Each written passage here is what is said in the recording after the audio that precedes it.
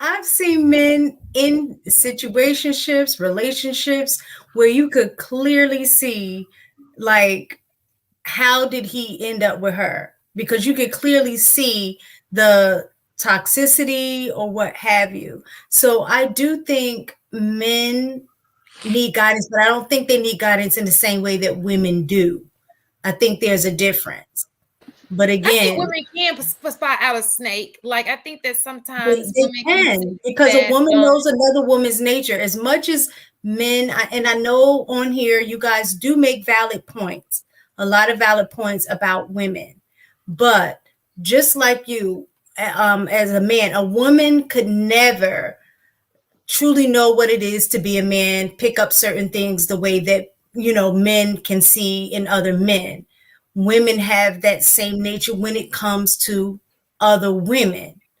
Yeah. And I think sometimes that gets overlooked and you can end up in a bad situation.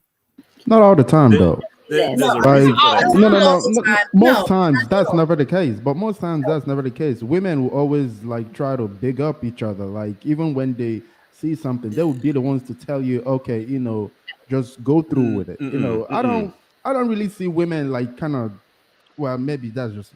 I, maybe Not that's just family me. members. Your Let family me members, your female family members are not going to do that in that case. Mhm. They're No, going to be looking but at. They but have They're your gonna best let you interest in But they mind. know. will tell you, but they Yeah. will use a very tactful approach, though. They wouldn't just come out directly and tell you, okay, we don't so like this girl. We want you to like the females. They wouldn't do that. The males would, but the females they wouldn't. I'm gonna say this. Darren, I can't rock with you on this, So, bro. I The can reason you I I can't agree rock with with you on this, give me a the second? one thing that your family members, especially those who truly have your best interests at heart, when it comes to females, they will nitpick your chick to death to the point to where you will like they're gonna tell you Yeah. everything that's wrong Yeah. and everything that's right. They're not gonna like if they have your best interest in mind. They're not gonna BS around and be like, oh, like they don't want really anything from you. So let me say this, right? Because like I'm That's gonna just my be opinion. I understand. So I'm gonna say this totally transparently. The women who make those types of comments in terms of like nitpicking are women who don't understand your threshold as a man. I'm going to say that one more time for the people in the back. The women who nitpick about a man's partner do not understand your threshold as a man. Here's the other side of that. Men understand more so than women understand the type of partner that it is that they are choosing. For better or for worse, men have a more holistic approach in what it is that they're getting themselves into and are opting into it, understanding the good and the bad, what they're willing to put up with and what they are not. Men are far more realistic and less idealistic than men are of saying, these are the woman's bad qualities that I'm willing to put up with forever than women are. Women will convince themselves that they're willing to put up with certain things forever and become realistic with themselves once they're in that marriage or in that long-term relationship. That is the difference between men and women. That is also the difference between women vetting for men and men vetting for women. There is a So different vantage point of threshold. So hang on, give me 1 second. I'm almost there. Here's the last point. When it comes to men, men have their baseline of BS that they're willing to put up with forever. Men have already decided, worst case scenario, this is what I'm willing to stick through. Women go into marriage, a best case scenario, this is what I'm willing to live through.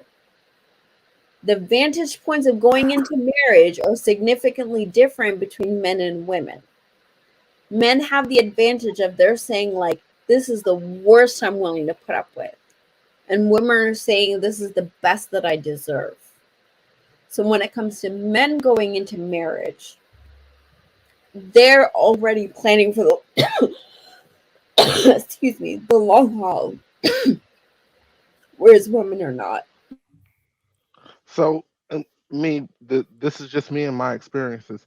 I prefer the nitpick. It works for me because then I can actually make the decision. Like there are things that we typically just don't see. Like when Mike was talking about earlier, getting the 6, right? There are things that we just may overlook. So the small little details, those things can add up, and women are great at it. And I love it. I love it that y'all have that ability because we see big picture. Y'all see all the Oh, tiny yeah. little puzzle pieces that are fitting in the middle, right? So you'll say, okay, so she has a big head. I'm just using some weird shit, okay? She has a big head, small lips. Your baby's gonna look like shit.